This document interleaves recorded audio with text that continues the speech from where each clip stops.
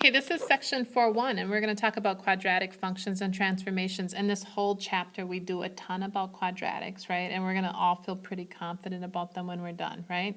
Right, and you're going to find that quadratics are easy to work with, probably one of the easiest functions. Yep, and so our focus on this one is to identify and graph quadratic functions. And what makes a function a quadratic is when your highest degree term is squared. So you have an x squared term, okay? And when you graph a quadratic, you're going to get a U-shaped graph. It's a parabola, and that's going to be our first concept. All right, a quadratic function is in the form f of x equals ax squared plus bx plus c, often called the standard form for a quadratic equation. Good, and besides the standard form, we're also going to be looking at the vertex form, and the vertex form is in the form f of x equals a, then parentheses x minus h, that quantity squared, plus k, and you're going to want to know that hk in this case is the vertex, and we haven't defined that yet, but we will get to that shortly.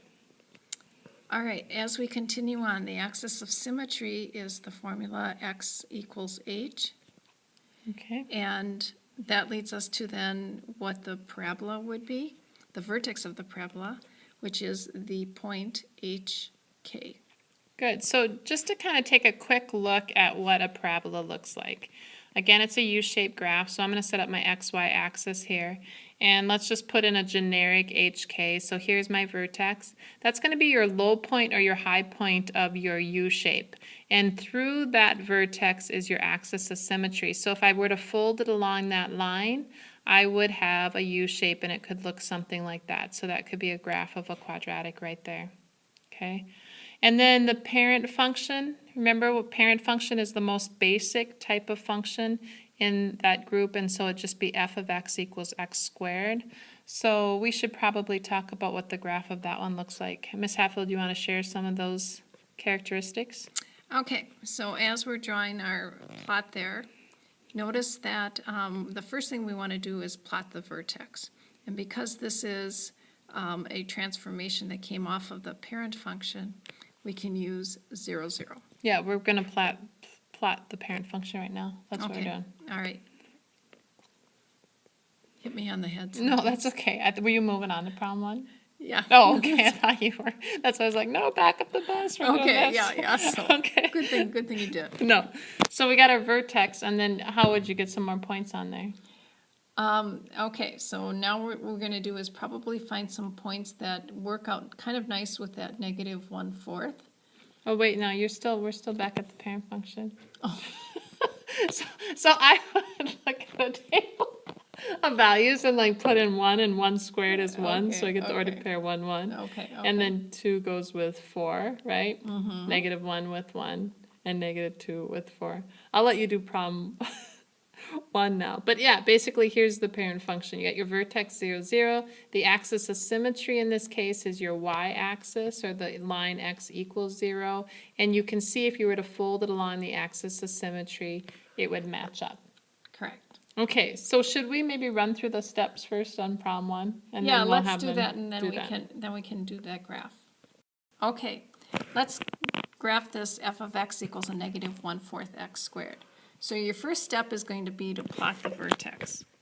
Okay, so our first step here is we want to plot the vertex, and we want to use the point 0, 0. And if you look at you will probably wonder, why do we know to use 0, 0? Well, if the equation is a negative 1/4 x squared, and it ends there, there's nothing else that has to do with the equation, we know that the vertex has to be 0, 0. Good. And let's go on to step 2 now. Find and plot 2 points on one side of the vertex. All right, well, we know we've got 0, 0. And another 2 points to be convenient with that negative 1/4 x squared. If I make x 2, it's going to work out nice and neat to be y is equal, or f of x is equal to a negative 1 then. Good, you just squared it. You squared 2. You're squaring 2. Yeah. And if I use 4 then for x, that also works out kind of nice, because I have a negative 1/4 times 4 to the second power, and that's a negative 4. If I were trying to use something like a 1 or a 3, I'd get fractions for my f of x, and it's a whole lot easier to just graph whole numbers. Okay, so Ms. Schenzer has plotted 0, 0, 2, -1, and 4, -4. That leads us to step 3, and in step 3 we're plotting the symmetric points. So the symmetric points are going to be 1 or 2, is that 2? -2, -2, -1, -1, and then -4, and -4. -4. And then to complete our graph, we would simply sketch the curve. Notice that it's an upside down U shape because of that -1/4. And we'll, That's showing a reflection, and we'll kind of come into our next section when we talk about transformations. yeah, and when you draw your U-shaped curve, make sure you put arrows on the end because it will continue, extend down below. So that should be there, and it should be a nice smooth curve for the most part. And what I'm looking for when they're graphing is for sure the vertex, right? And then a few other points and just seeing then that you drew the curve in nice and smooth, right?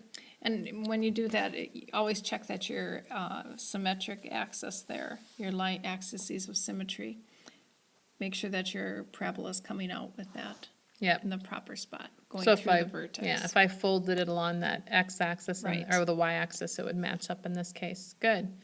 So then let's just, are you okay moving on to new concepts right Yep, away? yep. So with new concepts, we are going to talk about some basic transformations, and really we're going to focus on what does that A do out in front of our parabola or our equation, right? Right. So we're going to talk about reflections. So if A is greater than 0, the U-shaped parabola is going to go up or open up. Okay, so that'll open up. It'll look something like that. And then remember that if A is less than 0, it's all going to open down, but it's going to be a reflection of those points that you just drew. Yeah. So, yeah, good. Opens up or down. Nice. All right. And then a stretch. What happens with a stretch? With a stretch, we're using that variable A, and we're comparing it, and A has to be greater than 1, so it has to be a whole number. Or I guess it could be a fraction as long as it's greater than 1. And so what it really does is it takes the arm of, let's say, here, let me draw in real quick. The red, let's say the red is our parent function right here. And if A were to be greater than 1, it's like taking those arms and stretching them up in the sky. So it's making it leaner. Leaner or skinnier. Skinnier. Good. And then I'm going to do, again, let's do red as the parent function here for compression. And compression, what does A have to be to have it compressed? Okay, we want A to be greater than 0 but less than 1.